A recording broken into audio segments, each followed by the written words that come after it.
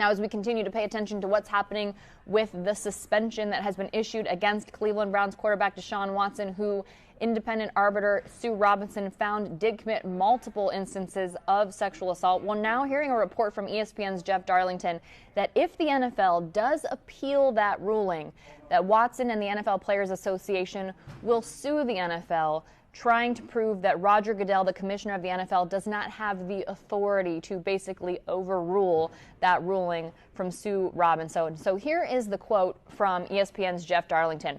I'm told if the NFL does appeal this, that Deshaun Watson's side will be filing suit against them to question the authority of Goodell to do so.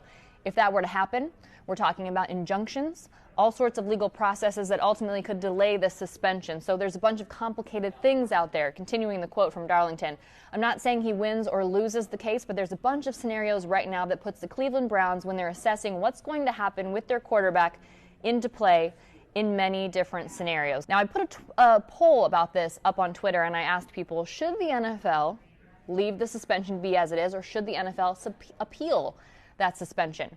Most of the people who voted in that poll said that the NFL should leave it alone, should not appeal the suspension. I want to make a comment, though, about many of the comments that I got in response to that poll.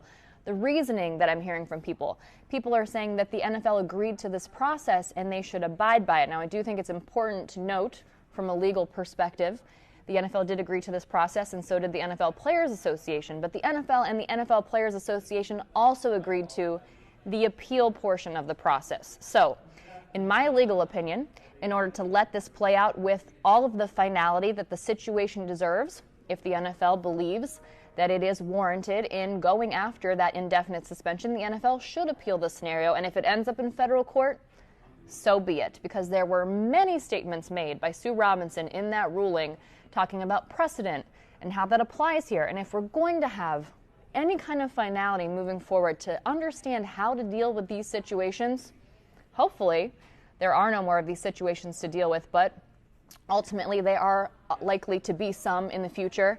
We need to let the process play out in its finality. We will continue to follow this, and we'll bring you all the updates on all of our platforms on WKYC.com, our WKYC app, and all of our shows.